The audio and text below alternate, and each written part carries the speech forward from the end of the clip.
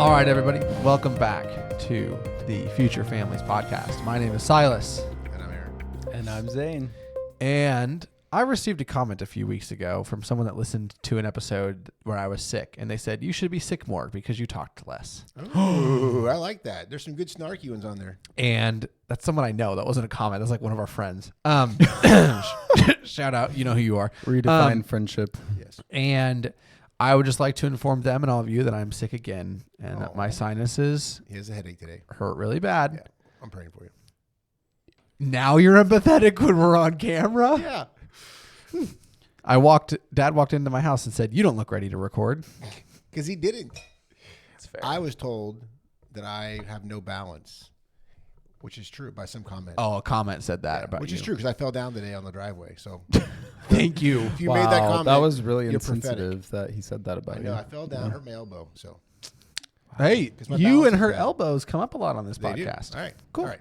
All right, today we are talking about, speaking of unkind words, And the speaking power of talking, of the tongue. dun, dun, dun. Zane, give us a quick brief. So this is a conversation that comes up a lot with parents that I'm trying to help and with their students that are at our program. And that's words and the way in which kids are speaking to their parents. So that does kind of include cursing or foul language.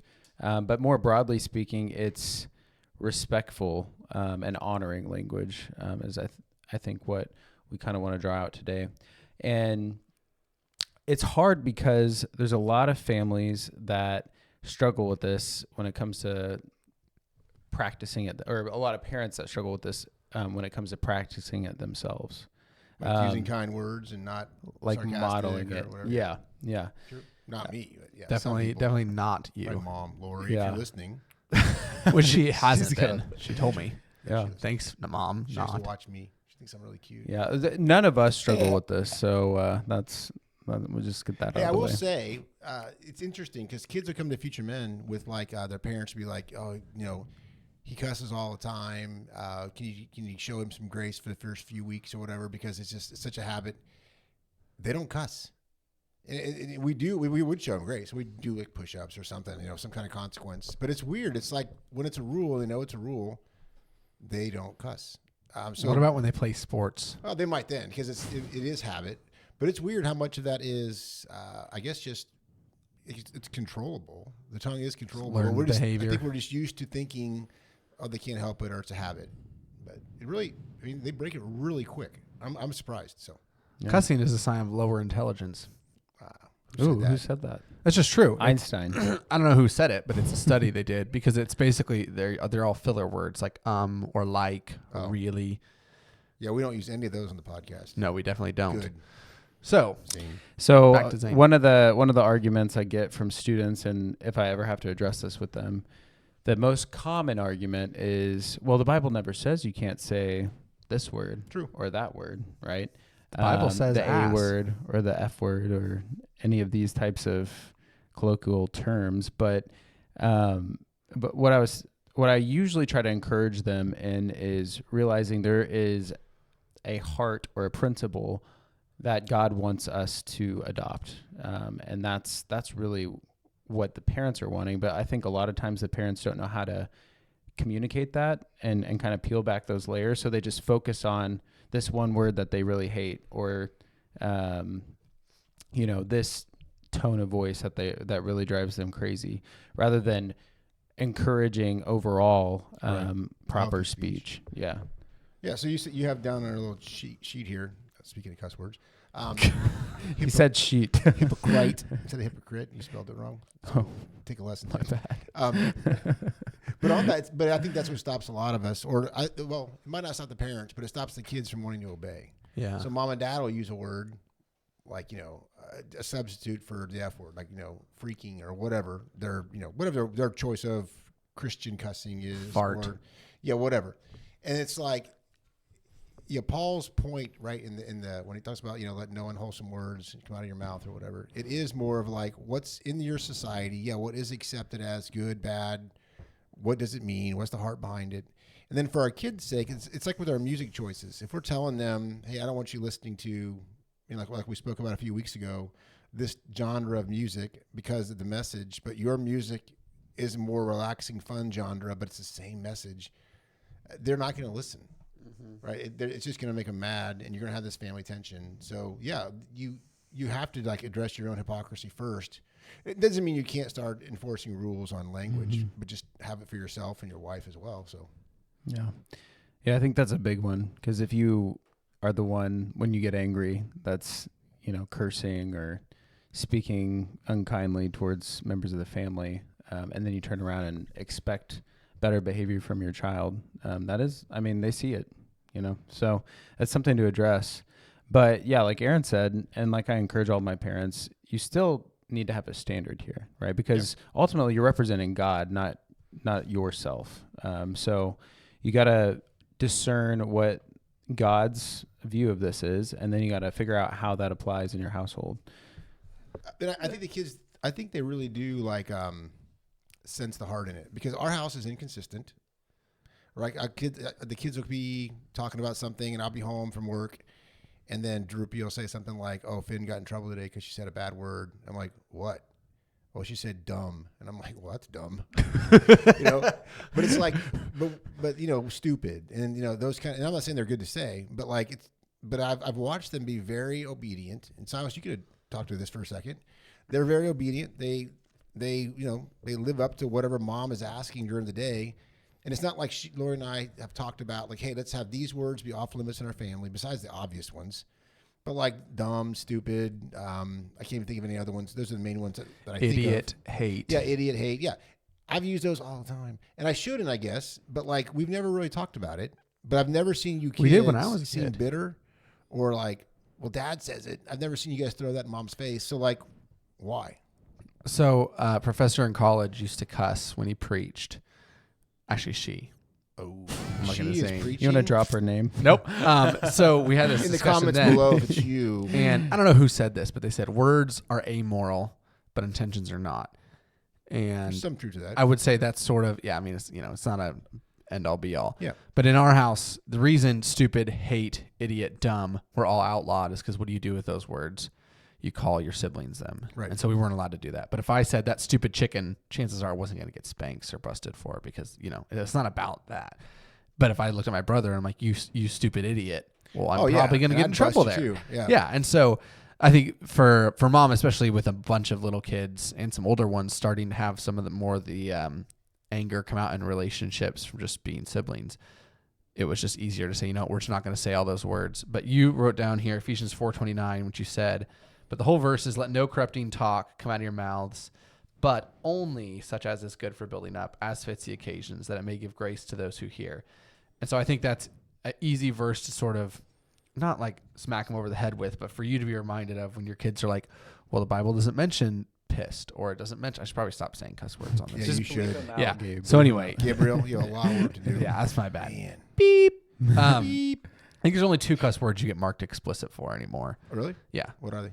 You can probably guess. Stupid and idiot. But anyway, that's interesting because not only does he say, we talk a lot about when you tell a kid they have to put off a behavior, they should be putting on something else. So when it comes to, no, we shouldn't say stupid, but we're supposed to uplift them. So what can we say to them that actually like encourages them?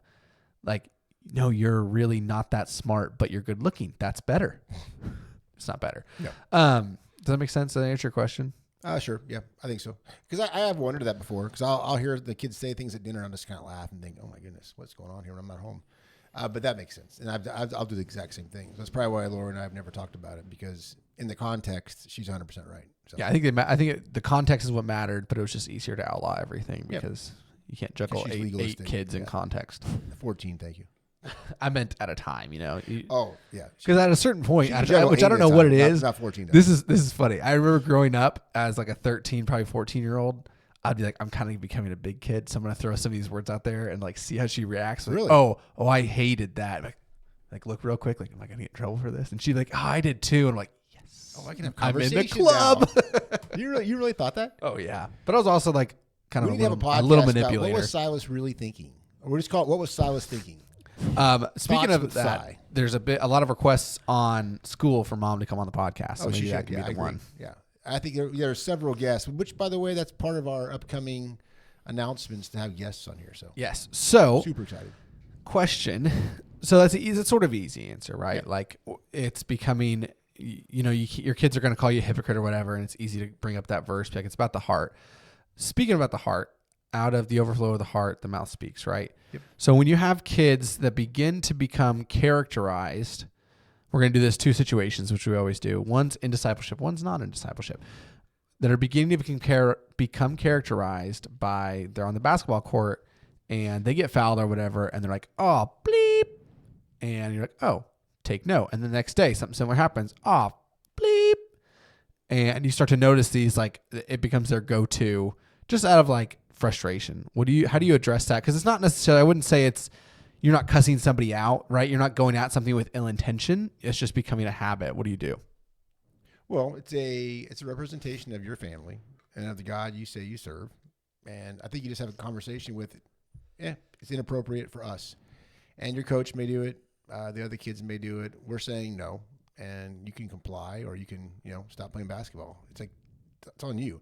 And again, it's not like if that's the only context that's coming out, and it could be his job. It could be, when he's working on cars or when he's racing something, right? So the context they like. And it's like, well, we're not going to be like the world, right? We're in the world, but we're not of the world. So it's like, this is something that other people are going to do around you. It's great practice to say, well, we're not. And yes, you could be right. Maybe Paul didn't exactly mean that, this particular word. But reality is, we know what it means to our current culture. We're just not going to say it. So you have a choice. You can stop this particular event, or you can stop that language. And maybe start off with a it may slip a time or two and show a little bit of patience or grace, whatever. But reality is they can stop it. So just ask them to. Zane, what do you guys do at Future Men? Well, we don't allow them to say any of the normal curse words. Right. It's just a blanket. You're not allowed to say it, which honestly is one of the most objective rules we have.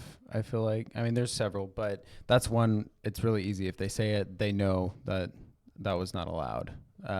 So there's not really ever an argument about that.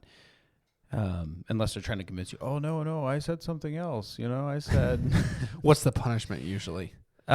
Usually, well, they could choose to give the consequence of push-ups. Cause sometimes it really is just this deeply ingrained, not this rebellious, I'm going to say a curse word, but it's just it comes out when they stub their toe or when they're frustrated at a game or something. And so you kind of have to be discerning, I think, in doling out consequences for that, because you don't want to just assume the worst of their intentions and then punish accordingly. But you do want to have a standard and it does wake them up. So there's kind of a spectrum there for a reason. Yep, you're correct. Yeah. But I would say don't have the substitute words like frick. And the kids say that's just as annoying to me as, it's a gateway. The real, gateway word.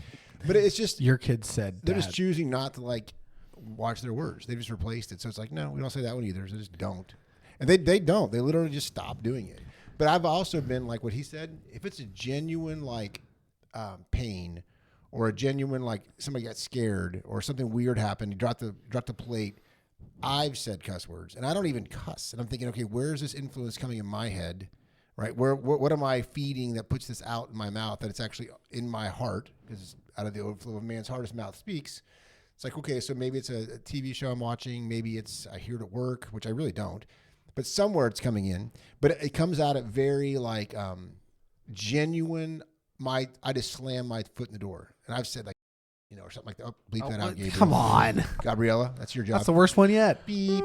But for real though, that's what I'll say. And I've seen Angus look at me and then almost act like he didn't hear it, like he'll ignore it. And I don't know whether it's because he's disappointed, probably feels or he doesn't want to call guilty. me out. Yeah, and I'm hey, we don't use that word. Sorry, but it's shoot, right? It does. That's legit. I usually don't give any kid consequences when it's obvious. Okay, that really hurt, and I get it. Well, it's funny because growing up, my mom was very big on words we aren't allowed to say. And I remember the first time I heard her cuss, and it was when she dropped a whole pan of. She's gonna be mad at me for telling the story. Suzanne, I love you no matter Some what. lady, not his mom for sure, but some lady. She dropped a whole pan of chicken strips that were for our lunch on the floor. They just went everywhere, and I heard her yell 5-second rule. the S word, and I was just like Stunned. I was stunned because I knew what that word was for my grandpa. Shout out to Grandpa Pat. But I've never heard my mom say it, and I was just like, I remember as like we know where she learned it. like Apparently. a 9 or 10-year-old kid being like, Mom's not a Christian. Mom's going to hell.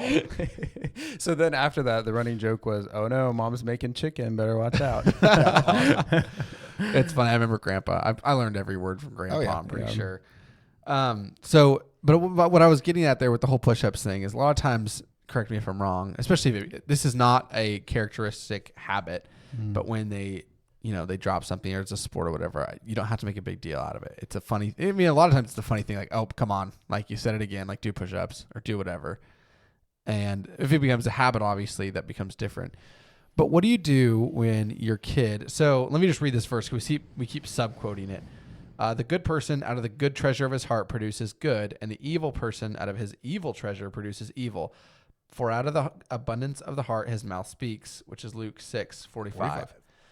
Dad or Zane, actually let's hit Zane first with this. So when you're disciplining a kid for something like this, so let's say a kid blows up on you. You're like, a situation escalates, and it's sort of the pinnacle peak of that is them yelling, a bunch of expletives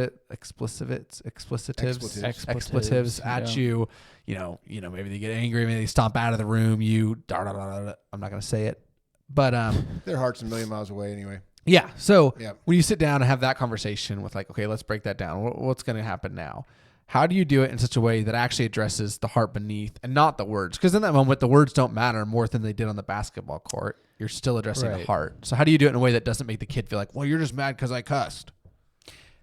Whenever I'm in that situation, I don't start by bringing up the curse words at all. Because you're right. Like the curse words, like this verse says, are really an overflow of what's in their heart. And what's in their heart is really the issue that you're dealing with. Yeah, the words are probably the most offensive part, or the slamming of the door, or the rolling of the eyes. Like that feels the most personal to a parent. Past you. But we have to realize is that is all actually they're communicating something to you, which is good, right? As a parent, it's not good that they're doing that, but for a parent, it's good that you know where their heart's at, and you know hopefully where to start, which is they're dealing with a lot of anger. They're dealing with a lot of disrespect. They're dealing with a lot of pride. Whatever the issue is, you discern that out, and that's what you start by addressing. Yeah. Because then you avoid, and they may still like say, oh, you just don't like it when I cuss kind of thing.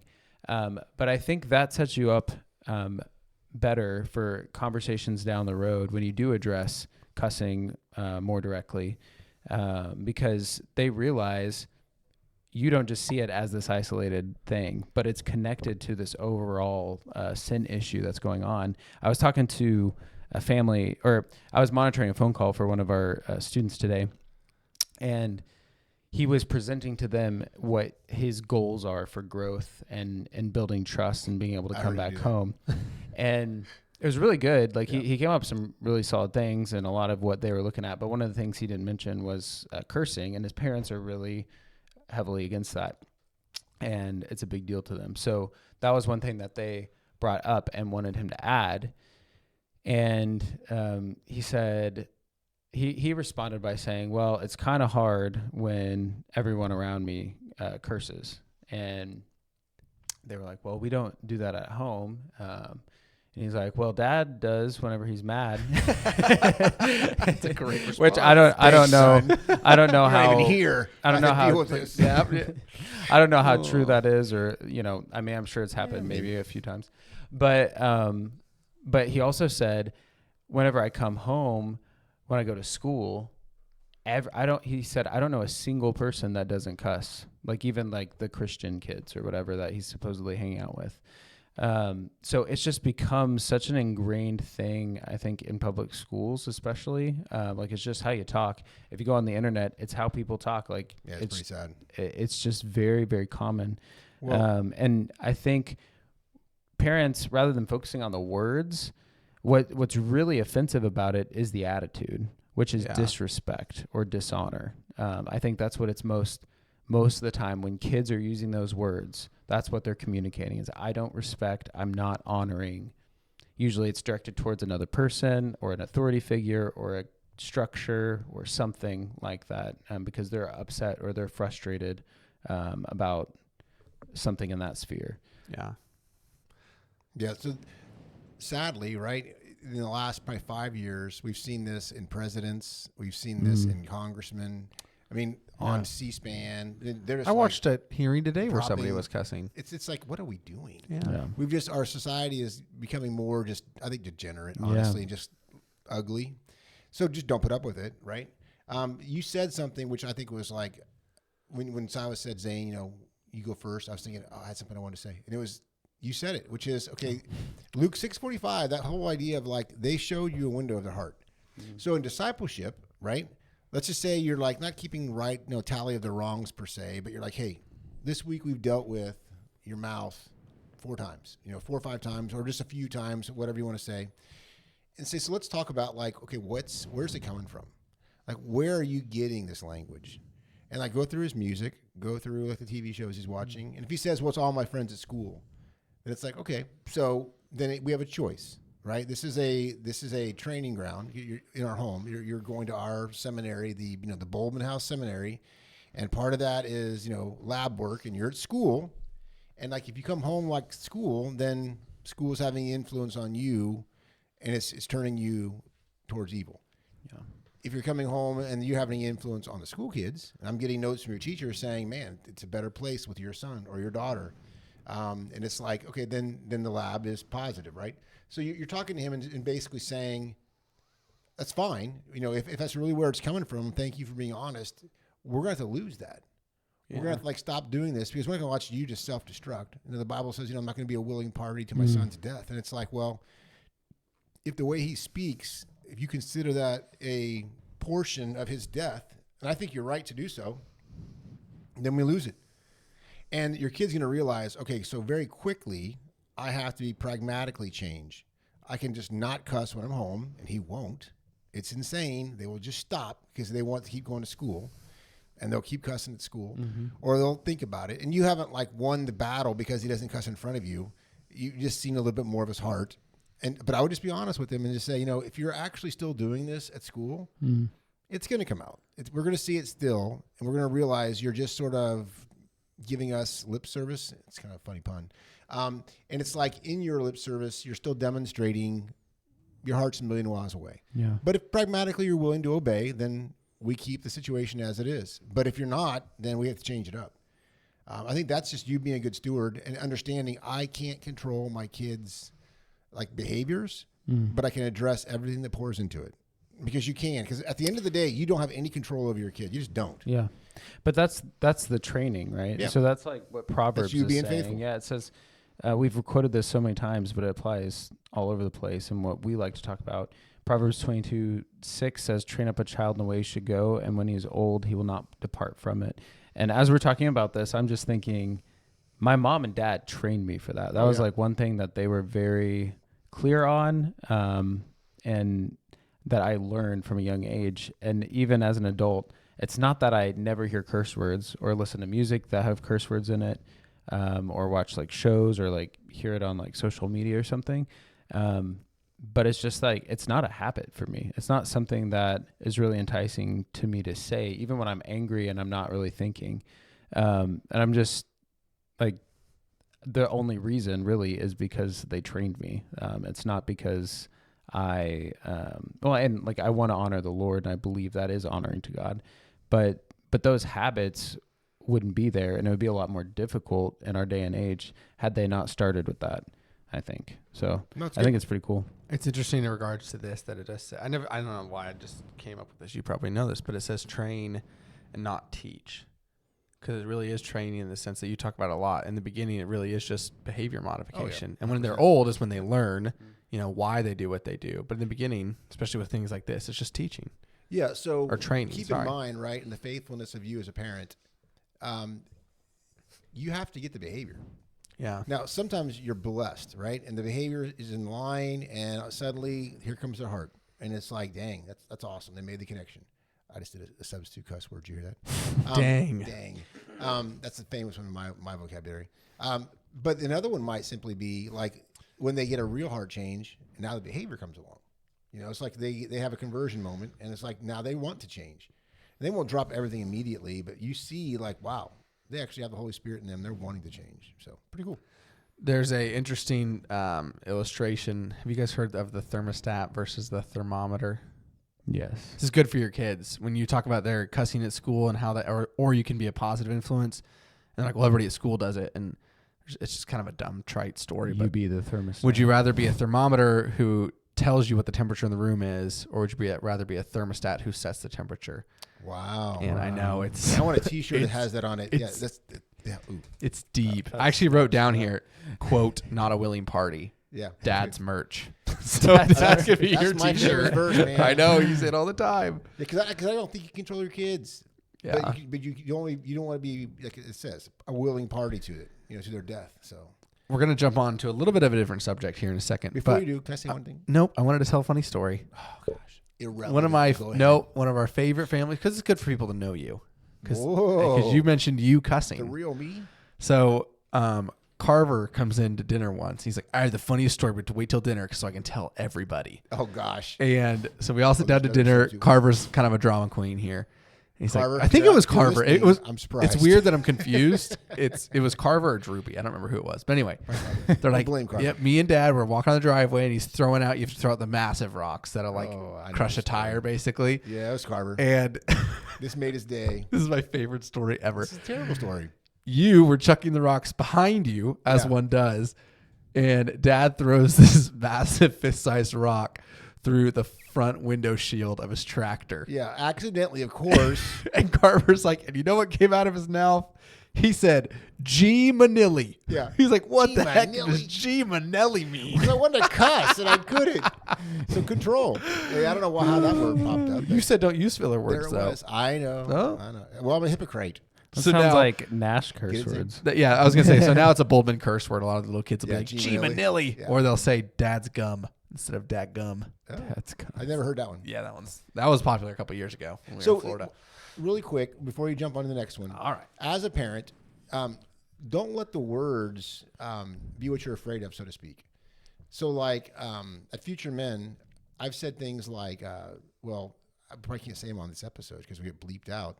But like a female dog, if we were talking about like breeding dogs, and I've said like, we have 3, bees, and it's like, and I wasn't trying to be cool or relevant. It was just like, this is what they are, right? And that's, a couple kids were laughing. I'm like, you laugh because you're like a junior high mentality. It's like, it's a word. What is the intention of the word, right?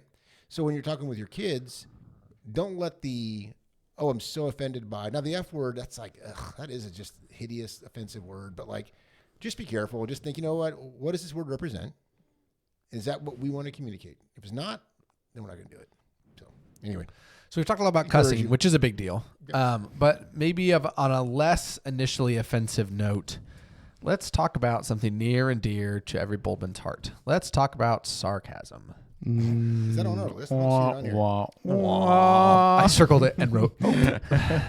What? Opie? Ope. Like, darn it. Yeah. So, I mean, there we go. Shucky Derns. So when Jules and I got married, this was a massive issue in our relationship because sure. she was raised truthfully to the standard of, if it is not kind, you don't say it. And she shows that she's a sweet girl. And I was shout out to her raised mom. Good to job. the standard of, if it's not kind, you don't say it directly. Yeah. Or make sure it's funny. Yeah. So you were allowed to insult someone else if it made everybody else laugh, or if you did it indirectly to where they weren't really sure they were being insulted, which is just, I would never say that out loud. no, but that was what was Maybe. modeled. Which isn't good, probably. So talk through, let's go Zane here, because he's probably more innocent than both of us. The importance of truly it says, let no corrupting talk out come out of your mouth, but only such as is good for building up. Well, I think what I want to start with is quoting Proverbs again. Proverbs 18:21, death and life are in the power of the tongue, and those who love it will eat its fruits. Stop. What does it mean, eat its fruits? That's a great ending to that verse. It means that there's consequences to the words you use, and they'll either be positive or negative. Yeah, so like in Jules' house, right? I mean, when she comes over to our house and like is hanging out with us, it's like there is a sweet aroma around. Yeah. Mm. We're changing her, I think, a little bit, sadly, but Jules, I don't think so. don't change I think she's a thermostat. Yeah, it's pretty neat. But that's the fruit of her mom's careful words, careful tongue. Shout out to you, Sherry. Yeah. And I would say Elizabeth and Yes. her family Yes. are very much like that. My family can be sarcastic. My family is not the best. Mom's going to leave. Hopefully mom doesn't listen Don't to this listen episode. to this, Zane's mom. We haven't historically been the best at, I think, verbal affirmation. We're not like extremely sarcastic, Hey, but shut up. like we can be, but that's one thing I've been challenged with being married to Elizabeth and spending time with her family is actually like accepting like their words of encouragement because they actually genuinely mean them. And when we first started dating, I had such a hard time because I'm like, is she just like blowing smoke? You're just like waiting for the punchline. Yeah, Like, hey, I'm when are you like, going to make fun of me? Does she really mean that? Because she would just That's say so it, and it was relatable. just like, gushing, and it was just like, wow. Sweet person. It was hard to believe, and now like I know she's completely genuine about it, and I know her whole family's completely genuine about Rachel Bowser's that way. and I Whatever love her real that. last name is. Well, so is, but Well, Karen Rack, I feel like is also Yes. like that. oh yeah, If one of you Like girls those are people listening, really stand out. Shout out. Mamacita. And so I think that's what this verse is talking about. Like those people really stand out, or the negative ones really stand out. Dad. Yeah, Sorry. And so, so for me, I thought I was kind of a nice guy until I married Elizabeth and realized, wow, I can be I mean. missed the mark. Yeah, and sometimes I say things Ooh, and let's hit they that just for one don't second. land well. It's because what's the standard, right? We compare ourselves by who we're around. Yep. Which is so wrong because Yes. that's where Yep. to jump on your train, I would be like, well, we were raised like this. Yes, it is. And, You're right. and then it's like Yeah. you go to the Bible and it's like nothing. I'm like, Yeah. And what's crazy is the Bible is black and white about some things, but not everything. But it's very black and white about speech and about the power of the tongue and what you Yes. should be saying and what you should not be saying. I And know so if this you're is this is listening- convicting. If you're listening, yeah, it's like don't think, they must be really good. No, It's like we're- when you go through material for a podcast, it's like kind of like preaching exegetically through the word. yeah. There's going to be Sundays that the preacher is probably more convicted than half the audience, and it's like, well, welcome to life. So hopefully we'll see changes. I don't know if hopefully. I don't know if I've said this on the podcast before, but You're sorry. every Ask for year, forgiveness. This every is year, good. I feel like my new goal is to talk nicely to people. Wow. And well, the other day, this was a couple months ago now because I've changed. Kind Good. I haven't changed. Excellent. I've been trying. We were hanging out with somebody. We were on a double date, and I said something. I was like, "Oh man, I shouldn't have said that." And I said that out loud, and this girl goes, "No, that's fine. That's like your humor. You just make fun of people." And I was like, "Oh, Called you out. did not mean that way. I don't think." But I was like so convicted on this. Jules This is one probably just just flies shaking her right head past. sadly. Yeah. My This one husband. just flies right past my radar because it is. But I look at people like Rachel Bowser, Karen Rack, these people, Craig Bowser, who Craig's actually also very sarcastic. Oh yeah. But he also, I think it's just the ability to look at people and like see the best of them and then Read the speak room about it. a little bit. Yeah. Mhm. Yeah, and it's not just like, and it is hard growing up in our house to like accept that now and be like, yeah, sure, I don't really believe you think I'm all that great. When are you gonna start making fun of me for the way I eat, or I like, know. Gotta be careful. oh, you don't like my hair today, and it's something I think we can definitely work on. But as parents, it's massive how you model this to your kids. Yeah. Well, I think one thing I've noticed, we have this family member that I think some of the family on my mom's side have struggled with because of some of the things they say, and I think it's just kind of become the norm. It's just what's accepted. Kind of like you were saying, it's like you kind of measure by who you're around. Yeah. And I said the gender. I won't say any more.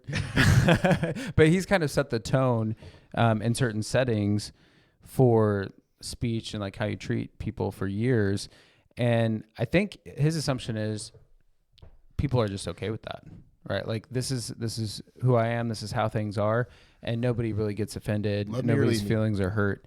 And I think the reality is, as we've gotten older and more of us have like talked about it, is nobody was just really willing to like stand up and say this isn't okay, or just didn't want to talk about it because they felt like they were going to get piled on even more.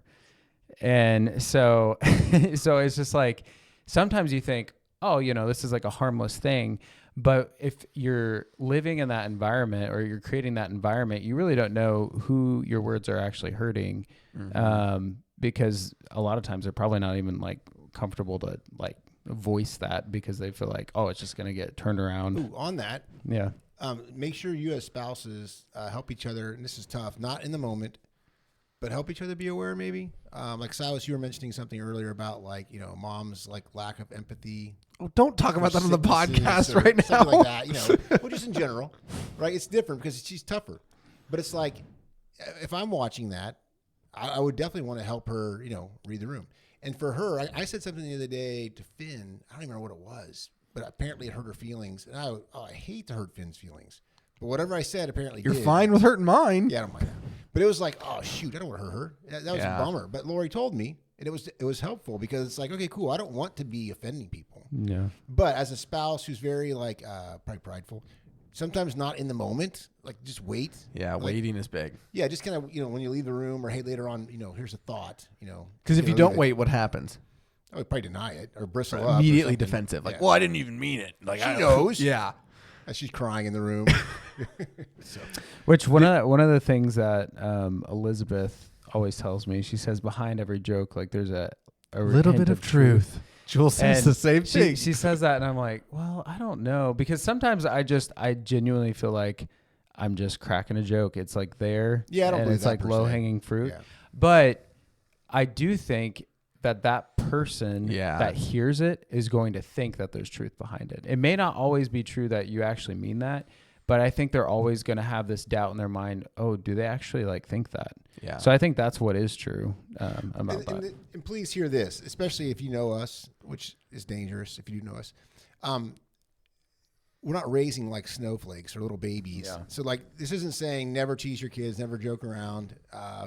But just what is the general direction of your family, the general overtone maybe of your words? If in general it's demeaning, hurtful, unkind, yeah, you need to like switch that out. But we do joke around, like even at Future Men, some of the boys, I'm like, you need to be able to joke around a little bit. You need to like be able to laugh at yourself a little bit.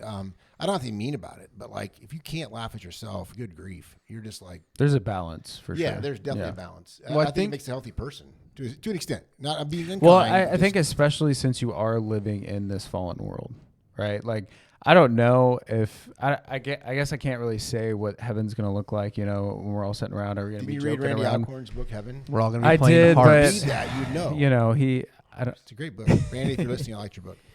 It was good, but I don't know how accurate all of it is. Yeah, I don't know. But that seemed pointed. But I don't really know how our speech is exactly going to look. Right. But there's probably going to be like Hebrew. Some joking. I don't know. But I think in this fallen world, like we have to be able to raise our kids in a way where they're not just falling apart and melting every time somebody says something hateful or rude, because eventually they're going to step out of your household and they're going to come in contact with those people.